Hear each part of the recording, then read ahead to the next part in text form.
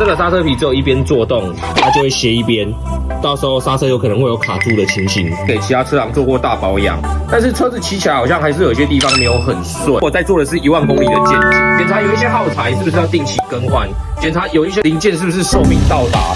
有看到这个刹车油已经变直了。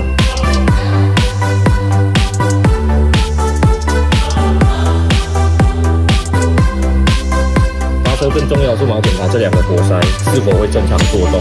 这个活塞不会作动，咱们就会做清洁保养的动作。这个刹车皮只有一边作动，它就会斜一边，到时候刹车有可能会有卡住的情形。机车健检找黑神，我在万华等你来。